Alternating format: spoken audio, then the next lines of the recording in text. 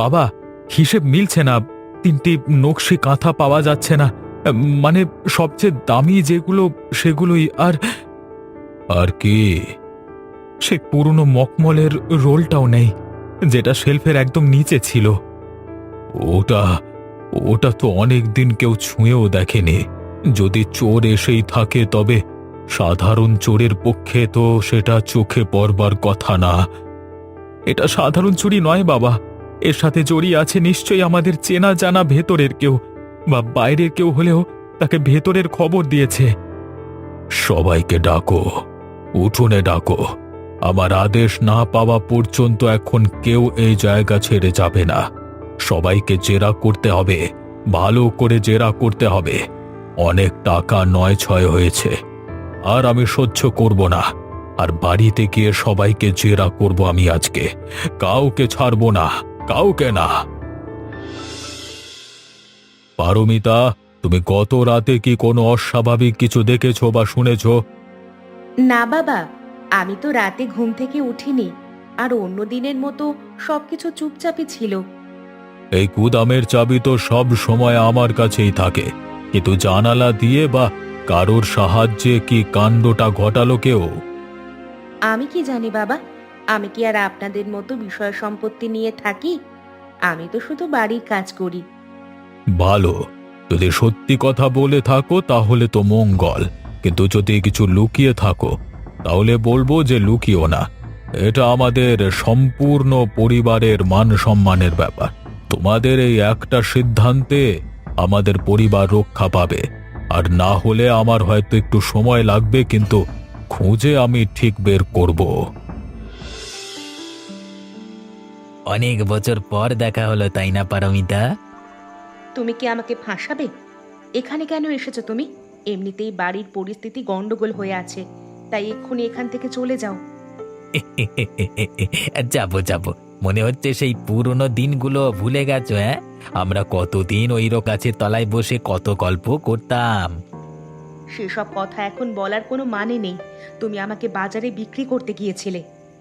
আর নীরব সেন তোমাকে কিনে নিল, তাই তো? বড় লোকের বউ হয়ে গেলে। হ্যাঁ, কিন্তু আমি জানি তোমার আসল পরিচয় কি। কোথা থেকে উঠে এসেছো সেটা সবাইকে জানিয়ে দিলে কি হবে? সুন্দরী বৌদি আমার। হ্যাঁ, তুমি তুমি কি চাও? আরে আমি আম গাছের ডালে যা লুকিয়ে রেখেছি তা তো পেয়ে গেছো। সেটাই আমার প্রথম কিস্তি। আর এরপর যা বলবো তাই করতে হবে, না হলে কিন্তু গ্রামের সবাই জানবে বড় বউ আগে কি ছিল। আর বুঝতেই পারছো নিশ্চয়ই যে জানাজানি হয়ে গেলে তোমার চুলের মুঠি ধরে আবার সেই নর্দমাতেই নামিয়ে দিয়ে আসবে ওরা।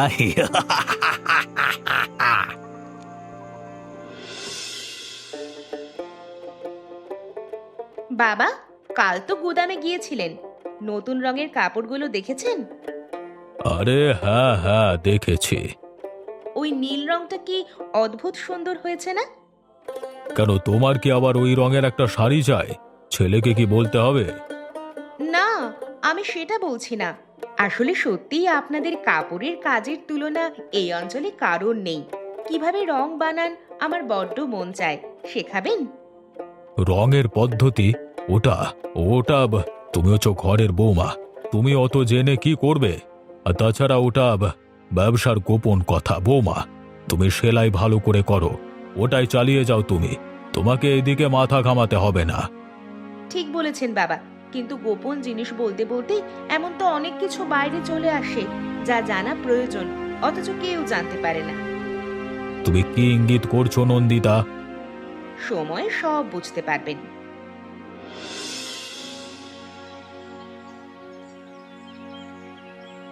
দাদা, একটা জিনিস দেখবেন? বাবা বলেছিল আমি নাকি খুব সুন্দর সেলাই করি, তাই আমি দেখাতে চাইছি। কেন, আমাকে কেন দেখাবে? পরে দেখবো, এখন মন ভালো নেই, যাও। না না, এটা একটু বিশেষ, দেখুন না।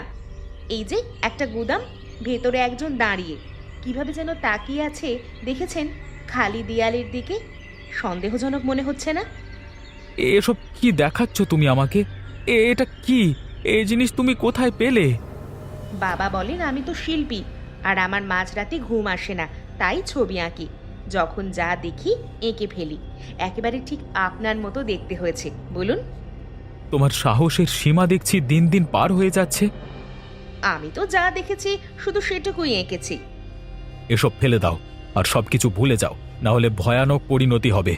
এমন পরিণতি হবে যে তুমি ভাবতেও পারছো না। কিন্তু বামন হয়ে চাঁদে হাত দেওয়ার স্বপ্ন দেখো না। ফেলবো কেন? এমন সুন্দর জিনিস আমার কাছে যত্ন করে থাকবে, কে জানে কখন কাজে লাগে। আপনি চিন্তা করবেন না দাদা, আমি শুধু জানতে চাইছি গুদামে সত্যি কি কিছু আছে যা আপনি এত গোপনে খুঁজছিলেন?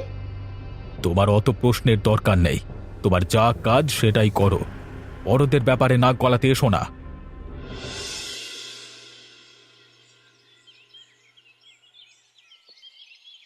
দাদা, আপনি এই সময় এখানে কেন? অর্পিতা, তুমি গত রাতে পুকুরের জল নিতে এসেছিলে তাই না? হ্যাঁ, কিন্তু কেন জিজ্ঞেস করছেন বলুন তো? তুমি কি কিছু দেখেছিলে বা শুনেছিলে? সত্যি করে বলো তো। আমি আমি সত্যি বলছি, আমি কিছুই দেখিনি। দেখো, চালাকি করো না আমার সাথে। যা জিজ্ঞাসা করছি আমাকে সত্যি কথা বলো। আমি জানি তুমি দেখেছো। গুদামের পেছনে কার সাথে কার কথা হচ্ছিল তুমি দেখোনি? না দাদা, দয়া করুন, আমাকে ক্ষমা করুন দাদা। এই সব বড়দের বিষয়ের মধ্যে আমাকে জড়াবেন না। আমার স্বামী বলেছে কিছু দেখলে চুপ করে থাকতে। আমি আমি এর বাইরে আর কিছু জানতে বা বুঝতে চাই না। আমাকে ক্ষমা করবেন। ঠিক তাই, চুপ থাকো। চুপ থাকাই তোমার ও তোমার স্বামীর জন্য ভালো হবে। আর যদি একটি শব্দ বাইরের কারোর কাছে বলেছ, তাহলে এই পুকুরটা কত গভীর জানো তো? তুমি বুদ্ধিমতী মেয়ে, আশা করি তুমি বুঝতে পারছো আমি কি বলতে চাইছি। আপনি নিশ্চিন্ত থাকুন, আমাকে ছেড়ে দিন। আমি কাউকে কিচ্ছু বলবো না। আমার খুব ভয় করছে, দয়া করুন। এই ভয়টাই তোমার চোখে মুখে সারা জীবন দেখতে চাই, কথাটা মনে রেখো। কি হয়েছে অর্পিতা, এত কাঁদছো কেন? কিচ্ছু হয়নি দিদি, ও এমনি। দেখো, আমাকে মিথ্যে কথা বলো না। তুমি আমার থেকে কিছু একটা লুকাচ্ছ। কি হয়েছে সত্যি করে বলো, তোমার কোনো ভয় নেই। সত্যি বলছি দিদি। না, তুমি সত্য বলছো না। আসল সত্যি হচ্ছে তুমি ভয় পেয়েছো। আমি দেখতে পাচ্ছি স্পষ্ট। নীরব দাদা তোমাকে কিছু বলেছে না? আমি আর পারছি না সহ্য করতে। তিনি বলেছেন চুপ থাকতে। গত রাতে আমি পুকুরে জল নিতে গিয়েছিলাম। তুমি কি দেখেছো তখন? আমি আমি ঝন্টুরাম কাকুকে দেখেছি ওই গুদামের পেছনে। ঝন্টুরাম? শয়তান! হ্যাঁ, আর আর নীরব দাদাকেও। তারা গোপনে কথা বলছিল। ঝন্টুরাম কাকু তারপর আমাকে দেখে ফেললো। আর আর তারপর আর আমি দাঁড়িয়ে থাকার সাহস করিনি, পালিয়ে এসেছি। আর কিছু বলতে শুনেছো? আমার খুব ভয় করছে। সে নীরব দাদার দিকে ফিসফিস করে বলল, বড় বউ জানে সব, দরকার হলে সরিয়ে দিতে হবে। তুমি কোনো চিন্তা করো না, আমরা একসাথে থাকলে সব ঠিক হয়ে যাবে। এখন তুমি যেমন আছো তেমন চুপ করে থাকো।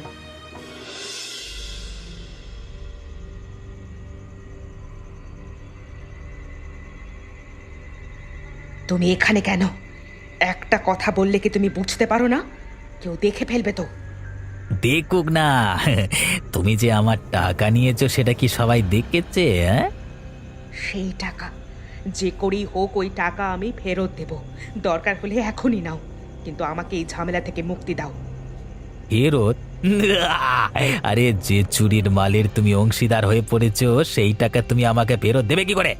তুমি এখন আমাদের দলের অংশ হয়ে পড়েছো, আর এটা মেনে নেওয়াই তোমার জন্য ভালো। কি বললে? চুরির? আরে হ্যাঁ, যে চাবির নকল তুমি মোমে করে দিয়েছিলে সেটা দিয়েই তো গুদাম খোলা হয়েছে। তোমার দেওয়া তথ্য একদম সঠিক ছিল। এই কথায় আছে না, শত্রু ঘরের ভেতরেই লুকিয়ে থাকে। তুমি হচ্ছ সেই শত্রু আর আমাদের গোপন চাবিকাঠি।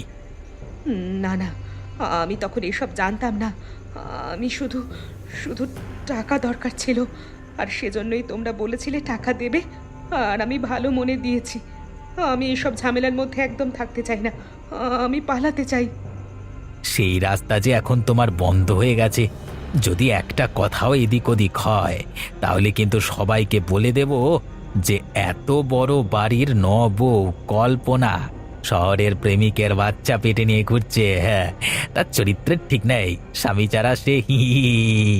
আর হ্যাঁ, বাইরের লোককে ঘরে ঢুকিয়ে চুরিতে সাহায্য করছে, তখন বুঝতে পারছো তো কি হবে। তুমি কি তোমার শিশুর মুখ দেখবে না বৌমা? তোমার শ্বশুর কিন্তু জানতে পারলে তোমাকে আর এই তোমার পেটের বাচ্চা দুটোকে শেষ করবে, ঠিক আছে? কি চাই তোমার? পরিষ্কার কথা, টাকা চাই আমার, নয়তো সব ফাঁস করে দেবো। চললাম।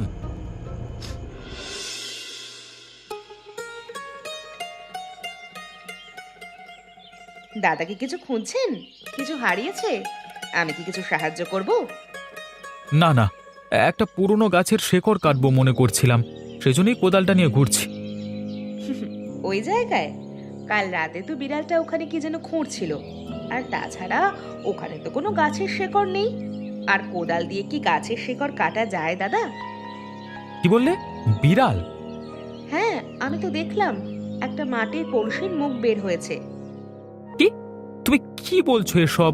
তুমি সেটা তুলেছো? না দাদা, তুলিনি, শুধু মুখটা একটু খুলে দেখেছি। ভেতরে কিছু বহু পুরনো মূল্যবান কাপড় আর একটা নকশি কাঁথা যেন রাখা রয়েছে।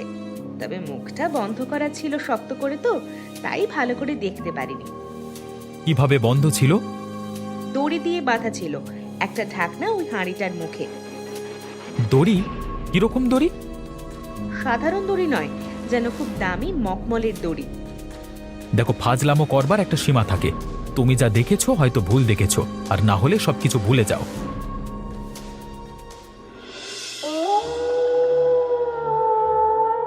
ঝন্টু, অনেক হয়েছে তোমার খেলা।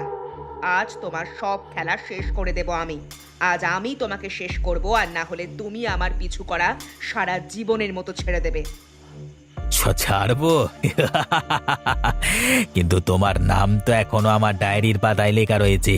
আর তোমার সাথে কি আমার শুধু টাকা পয়সার সম্পর্ক? তোমার সাথে তো আমার অনেক পুরনো সম্পর্ক, যে সম্পর্কের টানে আমি এখনো তোমাকে ফিরে পেতে চাই। সেই জন্যই তো তোমার আগের সব কুকর্ম আমি ডায়েরিতে লিখে রেখেছি। কি বলছো তুমি? ডায়েরি? হ্যাঁ, সেখানে এমন ভাবে সব প্রমাণ রেখে দিয়েছি যাতে তুমি যদি আমাকে মেরেও ফেলো তাহলেও সেই ডায়েরি যার হাতে পড়বে সে খুব সহজেই বুঝে যাবে তোমার আসল পরিচয় এবং তুমি আসল চোর। শয়তানিটা তোমার বড্ড বেশি হয়ে যাচ্ছে কিন্তু।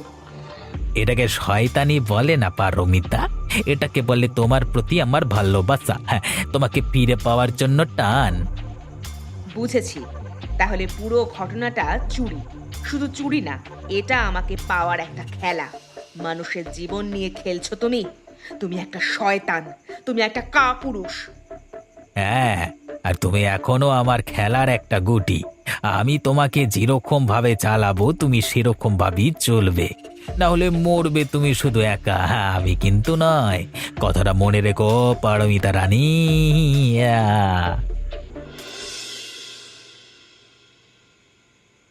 বাবা, তুমি কি এখন ব্যস্ত আছো? আমি তোমার সাথে একটু কথা বলতে পারি? এসো। তোমাকে বলেছিলাম পুরো বিষয়টা তদন্ত করে দেখতে।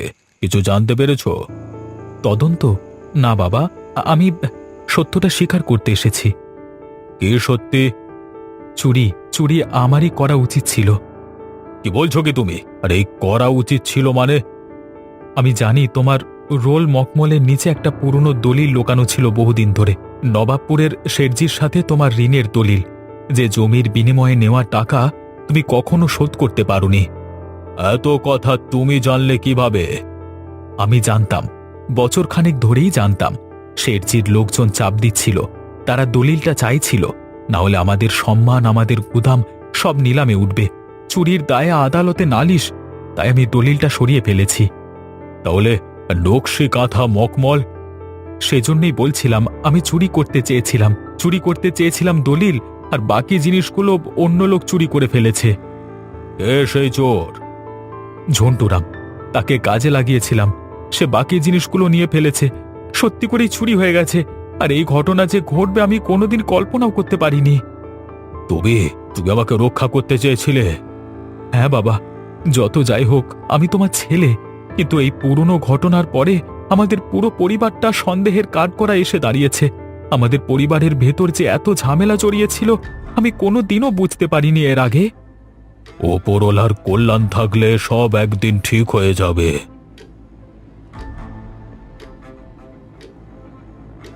আমাকে ফাঁসানোর চেষ্টা হচ্ছে। এই বাড়িতে এমন কিছু ঘটে যাচ্ছে যেটা কখনোই হওয়া উচিত ছিল না। ঝন্টুরাম বলে লোকটা আমাকে হুমকি দিয়েই যাচ্ছে, আর শেঠজি আমাকে চাপ দিয়ে যাচ্ছে যে করেই হোক রং বানানোর পদ্ধতি চুরি করতেই হবে, না হলে এই পরিবারকে নাকি ধ্বংস করে দেবে। আর সবাই মিলে আমাকে চুপ করিয়ে রাখছে স্বামীর ভয় দেখিয়ে। আমার স্বামীও আমাকে মানা করেছে পরিবারের বিরুদ্ধে আওয়াজ তুলতে। আমার অতীত আর ভুল আমাকে আর চোর বানিয়েছে। টাকার লোভ মানুষকে কতটা নিচে নিয়ে যায় আমি বুঝতে পারছি। আর আমাকে সব দেখেও না দেখার ভান করতে বলা হচ্ছে। স্বামীর নির্দেশ, মেয়ে হয়ে জন্মালে যে এতটুকু স্বাধীনতা থাকে না সেটা এখন বুঝতে পারছি এই বড় ঘরে বউ হয়ে আসার পর থেকে। তাহলে আমরা সবাই আটকে আছি একটা খাঁচার মধ্যে। শুধু আটকে নই, আটকে তো আছি, সঙ্গে আবার পরস্পরকে সন্দেহ করছি। কিন্তু আসল শত্রু তো বাইরে, সেটা আমরা এতদিন বুঝতে পারিনি।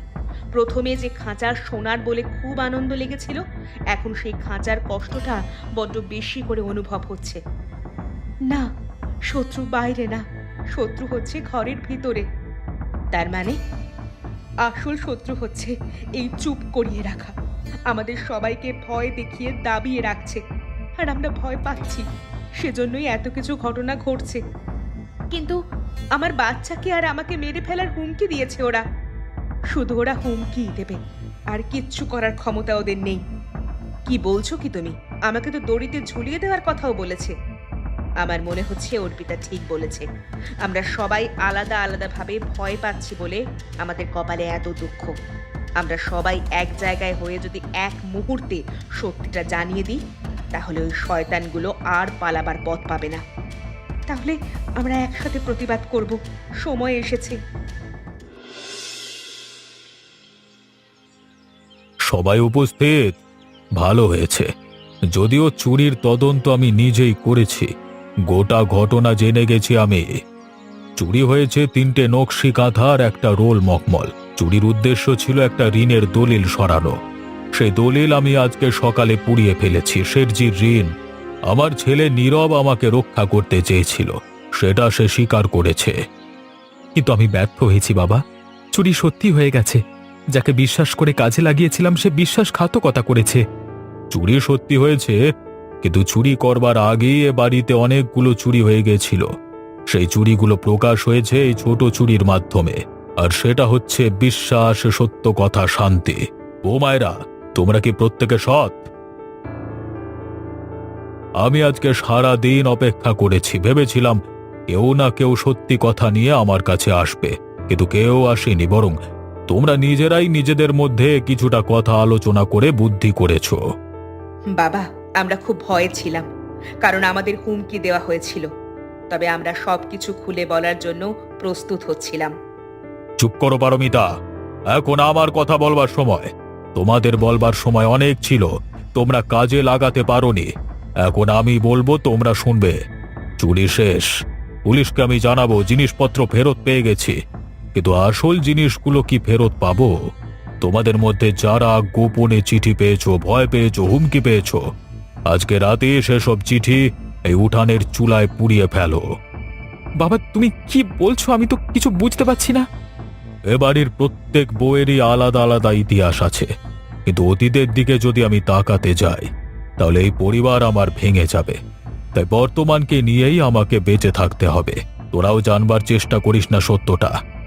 আমি কোনোদিন ভাবতে পারিনি যে অন্যান্য বাড়ির বউয়ের মতো আমাদের বাড়ির ভেতরেও এত ঝামেলা, এত দ্বন্দ্ব লুকিয়ে রয়েছে। যতই ঝামেলা, যতই দ্বন্দ্ব থাকুক, এটা আসলে আমাদের একটা পরিবার, এটা আমাদের ঘর। আর ঘরে চুরি হয় তবে সবকিছু শেষ পর্যন্ত মানিয়ে নিতে হয়। এটাই জীবনের শিক্ষা। কি বলো বৌমায়েরা? বাবা, আপনি যে এইভাবে ক্ষমা করে দেবেন আমরা ভাবতেও পারিনি। আমরা আসলে প্রচন্ড সবাই ভয় পেয়ে গিয়েছিলাম। আর কোনো দিন আমরা কোনো খারাপ পথে যাব না। সেটাই আশা করব যে তোমরা আর কোনো দিন খারাপ পথে যাবে না। সবকিছুর একটা ভালো দিক থাকে, এই চুরির ভালো দিক হচ্ছে তোমাদের শুধরে যাওয়া। এরপরেও যদি তোমরা কোনোদিন খারাপ কাজ করো তাহলে মনে রেখো আর কোনো দিন ক্ষমা পাবে না।